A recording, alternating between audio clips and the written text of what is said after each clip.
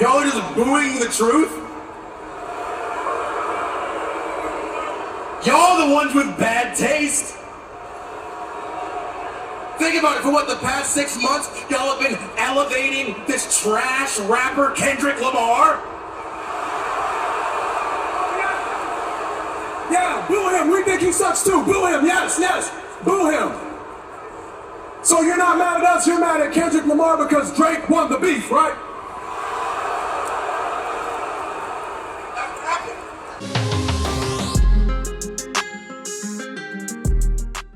Hello again and welcome back to another one, and that was WWE's A New Day trying to start some drama in LA using the Drake versus Kendrick Lamar beef, and it just shows how impactful this battle has been for the hip-hop genre. And today we have a couple of topics to cover, from one that shows a reported old friend of Eminem who was portrayed as Cheddar Bob in 8 Mile, and he recently spoke about what it was like knowing Eminem before he blew up, and he also shared his thoughts on how he was portrayed in 8 Mile, and spoiler alert, he isn't a fan of that portrayal of Cheddar Bob. More on this later. Today we also have one that's come from former Bad Boy recording artists in regards to Diddy and Jay-Z's predicament. More on this in a moment, and today we'll be starting with dancehall legend Vybz Kartel, who shared his thoughts on Drake versus Kendrick during a recent interview with Billboard that sparked heated debates. Check it out. The return of Vybz Kartel after 13 years in prison. Dancehall King reclaims his throne and reveals how he made hits behind bars. And when he was asked, Drake has called you one of his biggest inspirations, how do you think he handled his feud with Kendrick Lamar last year? And Vybz Kartel responded, I'm not a fan of Kendrick. I don't even listen to Kendrick, so I wouldn't know. What does he rap? I saw it on the internet, but no disrespect to the dude. I hear him, but I don't listen to him. Drake is more in tune with Jamaica and the culture. Drake is a better and bigger artist. And while on one end, this sparked reactions like, he's got upcoming music with Drake. What the F else is he gonna say? Also, there is no way that's a real human being. Laughing emojis. And more, come on bro, I don't care how much we rather Drake's music over Kendrick, but any unbiased person will say Drake got dog-walked with the beef respectfully, especially in the second half, and some would rather just straight up attack Vybz Kartel for his current appearance. He's got way too much on his mind. I prefer really not to speak.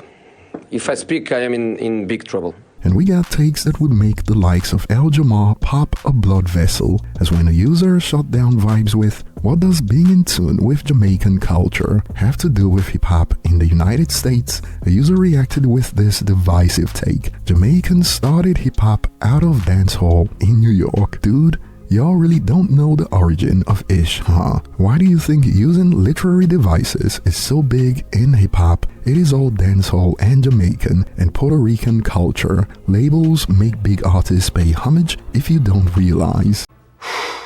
Boy, I mean, that really got out of hand fast. And takes like these are exactly what started the beef between El Jamar and Fat Joe on the contributions of Puerto Ricans during the origins of hip-hop. And moving on, we got to hear from a reported old friend of Eminem who claims to be the real-life figure that was portrayed as Cheddar Bob in 8 Mile. He went by DJ Rec in real life, and he does indeed have production credits on Eminem's Slim Shady EP, and he was on the Kid L podcast, the same podcast that exposed Benzino a few months back. Benzino Kid L interview after all this shit that happened this week in Detroit will be epic. Give me 1,000, Kid L, and I'm up in that bitch, man. Look. I'm in that motherfucker, and we got 2 hours, and we gonna talk about anything. We gonna talk about Eminem. Can I tell you my concern real quick? Nah, I only cry when I'm drunk. And we got to hear what it was like knowing Eminem before and after he blew up, according to Cheddar Bob's claims. Check out a snippet. It's a whole, he gets a phone call from Dr. That's Dre. when he disappeared for like 6 months. So we did had he, no contact. Did he talk to you before he bounced? Did he go like, yo, I'm about to go out to LA? No, that was right before he did Rap Olympics. he went out there and did that and kind of disappeared. And then 6 months later, I'm like hearing, "Hi, my name is," and he's on MTV, and we're like, "Holy shit, what the hell?" And then he comes back, brings a bunch of promo swag, you know, and stuff, and he's like, yeah, I'm gonna help you guys out and all that stuff, and brings the guy that did the 8 Mile movie. He came with the director, and I met the director, and they were like, blah blah blah, and he was talking, and he's like, yeah, I might have some work for you, blah blah blah. And then there we go again, he disappears, nobody hears from him, and then he stops by and he's like, I got a new house, I'm living on Hayes now. I went out there, hung out with him, swam, he had a pool and everything, and we were hanging out and stuff, and then slowly it progressed to where he stopped coming around, you know, hanging out with different people and that whole thing. It was like I wasn't wanted. Would you feel like you didn't fit in with the crowd or something? No, not like that. You know, it was more of his family there, but, you know, it was just him blowing up and, you know, that success. I think, you know, he kind of just pushed away from everything. Could be lawyers, management, you know. But it was the next segment that raised eyebrows when he spoke about how he was portrayed in 8 Mile as some goofball. Check it out. He took it 8 Mile, you know, and kind of ran with the idea. I got forced into watching it about 5 or 6 years later. I think it was either my good friend Jim Peltier or someone in my family had it, and they wanted me to autograph it. They had the DVD and they wanted it autographed. How'd they know you were Cheddar Bob? It got out, word of mouth. Let me ask you this. I lived with them. I mean, for sure, everybody knows me, but they don't know me as DJ Rec. That's my DJ name. They had to change character names. They couldn't use your real name in the movie or I could sue them. So all the names changed. So I don't know why he named me Cheddar Bob, but... Let me ask you this. What stops you from watching the movie? It just was, I knew it wasn't real. So I really had no intentions on why should I watch it. You're kind of making fun of me and making me out as the character, and so many people told me about the movie I almost didn't even have to watch it. Why did he make you, you know, didn't even show you that you were a DJ and had skills, you know, kind of made me out this dumb dude that shot himself, which I never did, you know, and it was just the whole character of the whole movie. And a lot more was said in the full interview that sparked debates on the validity of some of his claims, like broken promises and also not getting enough credit for some of his contributions to Eminem's career during the early days, that sparked reactions like, if a rapper blows up, he or she is not obligated to just break off or put on every friend that they ever knew. That's just ridiculous. When your friend goes to college and maybe becomes rich and successful, is he or she expected to just break you off some cheddar, Bob? Probably not. I get it if promises were made in vain, but don't just expect ish because you're a good homie.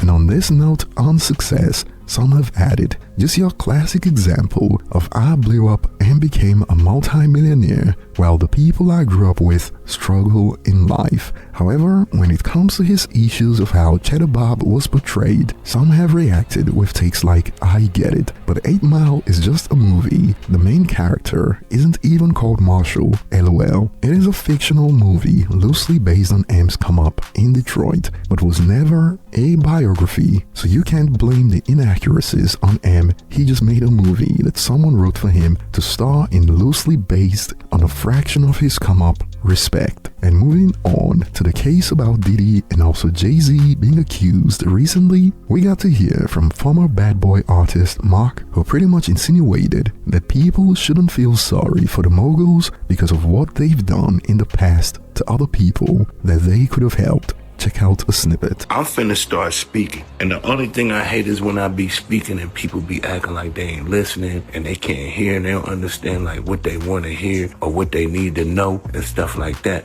Like, I don't just be talking just to be talking. You ain't hear me talking about nothing about Puff and nothing he going through now. I don't care nothing about that. I hope that brother get through what he going through, because I got through what I had to go through. I don't care nothing about that. I keep my SUV in my own lane. Right. Diddy's son has the power to help his father. Diddy had the power to help other people. It's a shift it's like a change in balance, a shift. Only way Diddy can come over this is give us more moguls, and honestly, no matter how that happened, to Jay once Puff went in. I don't talk about them much, man, but I will tell you this. Don't think that Jay-Z and Puff are the biggest moguls ever. They're great people, but what you want to look at is the great people that weren't able to become because of them people. So we're going to leave them there. How many people could have been greater that weren't made because of their empowerment? How many kids didn't eat because they wanted to have a Thanksgiving party or a Christmas or birthday party? Be like, damn, I hear your party and stuff, but how many kids is eating? Ain't nobody eating off our celebration? Why are we celebrating? What we celebrating if ain't nobody eating?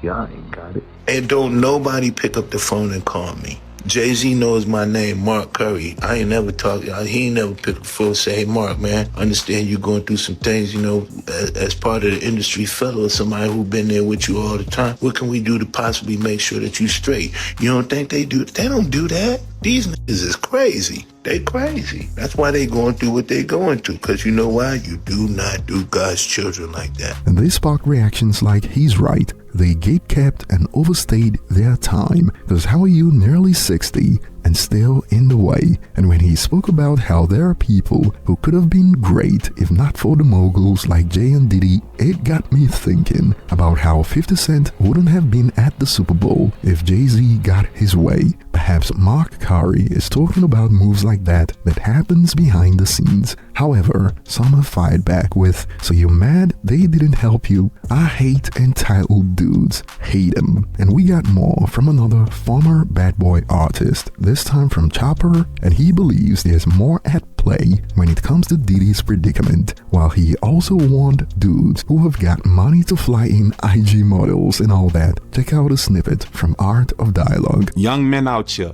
like me, you know, getting money, doing their thing. Check this out. If you fly a female from one state to you for the predecession of having with her and things don't go right, you'll get charged with trafficking. So I want to let you know that. You dig? I didn't know that. You heard me? I didn't know if I fly a female to me for the reason of having with her, that's considered trafficking. I did not know that. So I'm letting you guys know right now, that's trafficking. Cool. Now that's out the way. So it's not human trafficking, because when people think about trafficking, they think like you're kidnapping kids and people, and no, that's not what it means. It just means that if you fly somebody from across state lines to have with them, it's trafficking.